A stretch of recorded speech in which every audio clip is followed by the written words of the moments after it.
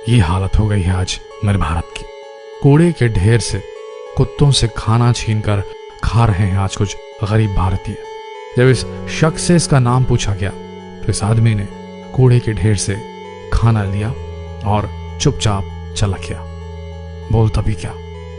ये दूसरी तस्वीर आगरा की है, जहां एक दूध का टैंकर गलती से पलट गया था। दूध सड़क पर फैल गया और इस दूध को समेटने के लिए देखिए लोग किस तरीके से उमड़े।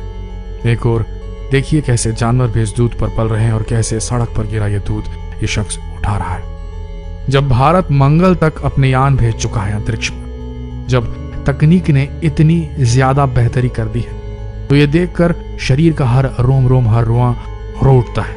ये देखते हुए कि आज कुछ लोग ऐसे भी हैं जिनके पास 2 जून और रोटी तक के पैसे भी नहीं है, उन्हें मयस्सर ही नहीं 2 वक्त का खाना। भारत के और दुनिया के ऐसे बहुत सारे देशों में ये जो हालात है उनके जिम्मेदार अगर चीन है तो उसे हर्जाना देना ही चाहिए, उसे देना ही होगा।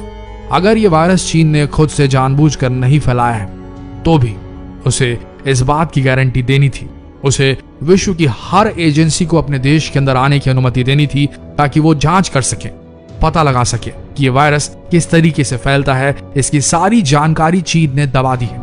चीन ने कोरोना से जुड़ी रिसर्च पर पाबंदियां लगा दी है कि ऐसे कोई भी रिसर्च पेपर कहीं भी देश के बाहर लीक नहीं होना चाहिए।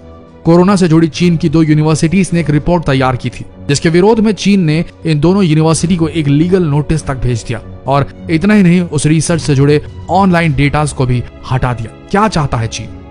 क्या वो इस बहुत बड़ी मानव त्रासदी, इस वैश्विक मानव त्रासदी के युग में भी पैसा कमाना चाहता है, सुपर इकोनॉमी बनना चाहता है? क्या चाहता है? ये बात किसी से छुपी नहीं है कि ये बीमारी चीन के वुहान से निकली। सबसे पहला पेशेंट चीन में ही मिला था और चीन ने किसी तरीके से अपने देश को इस वायरस से लड़ते हुए, एक युद्ध करते हुए अपने आप को बचा लिया है और अब वहां कोरोना के ज्यादा केसेस नहीं निकल रहे हैं, वहां के मार्केट्स खुल रहे हैं, लॉकडाउन में नहीं रहा चीन। तो चीन क्यों छुपाना चाहता है कि किस तरीके से उसने कंट्रोल किया इस वायरस को? क्यों छुपाना चाहता है वो सारी रिसर्च जो सबसे पहले उसके डॉक्टर्स ने अपने सामने एक्सपीरियंस की होगी जब उन्होंने पहला पेशेंट देखा से लेकर आखिरी पेशेंट जब लॉकडाउन वहां खोला? ये सारी रिसर्च क्यों दबाना चाहता है? क्या चाहता है चीन? ये चाहता है कि इस रिसर्च से एक और मौका मिले उसे, ताकि वो अकेला देश बने जो कोरोना की वैक्सीन बनाए और उस वैक्सीन को पूरी दुनिया भर में बेचकर अमीर बन जाए। यही चाहता है चीन।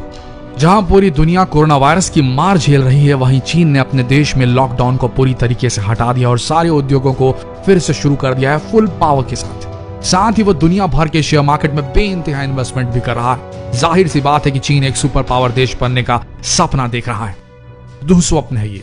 आज पूरी दुनिया को चीन वैक्सीन सप्लाई करने के बारे में सोच रहा है और भारी कमाई करने की सोच रहा है। चीन एक ऐसा देश है जहां के नागरिकों पर इतनी पाबंदियां हैं कि वो बिना सरकार की इजाजत के कुछ भी नहीं कर सकते। वहां के लोगों को फेसबुक, यूट्यूब जैसे ऐप्स तक चलाने की मनाही है और सीधी सी बात है, चीन अपने देश की कोई भी जानकारी देश के बाहर निकलने नहीं देना चाहता। दुनिया भर की उंगलियां उठ रही हैं चीन की तरफ। हर देश आज यही कह रहा है कि कोरोना वायरस को चीन ने एक जैविक हमले की तरह इस्तेमाल किया और चीन के कई लोगों ने इस सच को सामने लाने की हिम्मत की भी, लेकिन चीनी सरकार ने उन्हें हमेशा के लिए खामोश कर दिया, उन्हें गायब कर दिया।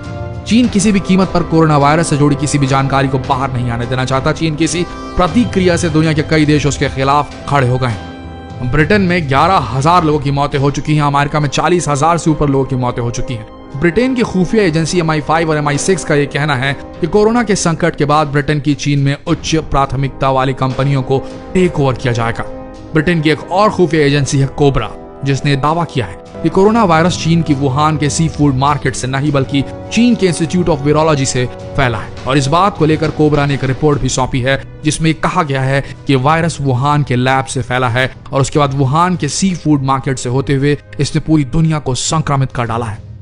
ब्रिटेन की हेनरी जैक्सन सोसाइटी ने ब्रिटेन में हुई इस त्रासदी के कारण चीन से हार जाने तक की मांग कर दी है। इस सोसाइटी ने $6.5 ट्रिलियन का हर्जाना मांगा है, जो भारतीय रुपए में 85 अरब रुपए होते हैं। इस तरह अमेरिका की एजेंसियों ने भी इस हर्जाने के रूप में चीन से $20 ट्रिलियन की मांग रखी। अगर इन दोनों रकमों को मिला दिया जाए तो चीन इन रकम को चुकाते चुकाते खुद बिक जाएगा। लेकिन अब वक्त आ गया है कि चीन को लाखों लोगों के आंसुओं का हर्जाना भुगतना पड़ेगा।